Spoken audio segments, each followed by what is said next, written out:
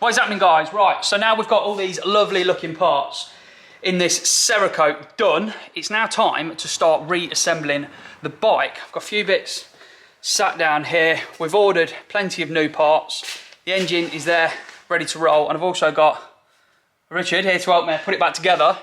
So yeah, it's time to start bolting it back together. First thing that we're going to do is, I think we're going to do it differently. The way we took it apart last time was we took the engine out before we took all the frame and all the forks and everything off. This time we're going to have the engine sat down on the bench as it is and then sort of build from that. Reason being, tyres that I ordered last week, early last week, won't be here until the end of this week. Because as ever, at the minute, for some reason, companies say that they're in the UK and turns out they're not. These are coming from Poland or somewhere. So yeah, pretty annoying. But anyway, can't really do anything about it. And I also think I've changed my mind on the wheels. I think the wheels being that colour are going to be a little bit too much. So I've ordered some more Cerakote to paint those black. Just tie in with the engine a little bit. I think it'll look better. And apparently from what I've been told as well, the beauty of Cerakote is, so long as it's not got dirty and oily and grimy or anything, you can literally paint Cerakote on top of Cerakote and it will stick. So I've been led to believe. So, enough waffling on this start. We're going to get started on bolting bits back on this.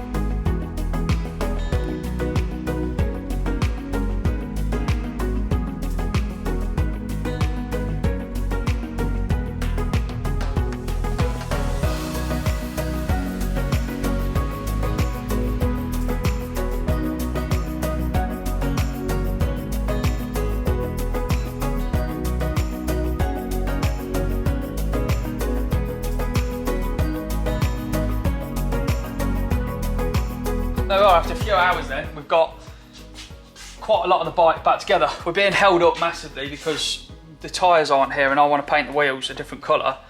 So I've got to wait for the tyres to be delivered to get them mounted onto the wheels, to then get the beads broken on the tyres so I can then mask them out, paint them a different colour to then set the beads again and then put them on the bike. So yeah, it's just a bit of a pain at the minute. These tyres I ordered over a week ago still haven't arrived and there's no way of contacting anyone, which is very helpful. But the bike itself is looking pretty good. So we started with the frame, started with the engine, sorry, then put all the frame and everything around it. Rear swing arms on, my nice little manufactured bracket for the rear shock is up there. Pin for the rear shock is in with some spaces in there. Now that I did have a bit of problems with because it took a lot of hitting to get that pin out because it had seized into this side of the swing arm So I sent the grinder through there and there. That bit came straight out, and that bit took a lot of hitting and some heat to get out, but it came out. And I was worried about what the pin was and if I needed to try and buy one, but turns out all it is a piece of 12mm bar. So I've just ordered a 200mm length of 12mm stainless steel, cut it to the right length, put it in, and then the split pin holds it off. And then we've got some 12mm internal diameter tube there. We cut some spaces and painted them, and that's the rear shock all mounted up and looking pretty nice. We've got forks are all on, speed sensor brackets on, headlights on, triples are all on, and then this side we've got Richie's working on sorting out, well, we're working on sorting out the wiring now and getting the wiring into the right place and P-clipping it all out of the way, so we've got enough slack on for the handlebars and all them things. We've got this cable here which comes out of the engine, we've got the neutral switch and the oil switch as well, they come up here. We've got them into a nice loom that's again all P-clipped onto the bike. Up here this comes off to the regulator rectifier which mounts under the seat, and then these cables go off to various places, and me, I didn't bother writing down where anything went, what anything did, how anything was wired, so we're pretty much starting from scratch again. I've got to work out what does what goes where, and how it works. Now a few things have got plugs in and I can vaguely remember a few bits, but yeah, it's not the best. If you're going to do this and you've wired a bike up and got it working, do a wiring diagram before you go taking it to pieces again. Label it, which is as I was told, but we both got a bit excited and just started ripping bits off the bike. So, but that's where we are. The bike is in process and we're starting to get it back together.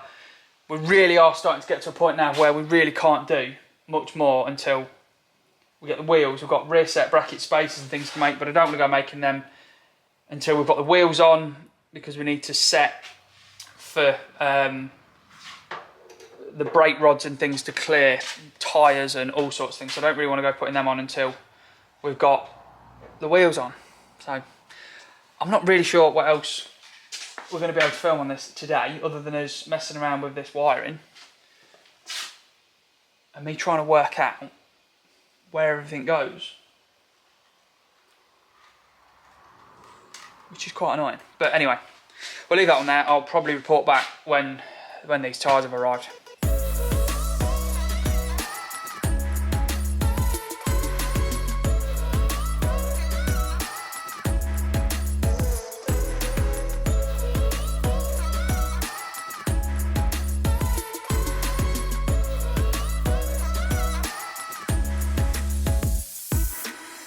Here we are a few days later again. It is now Saturday afternoon, so I've not really got long to get this video sorted and edited ready up for in the morning.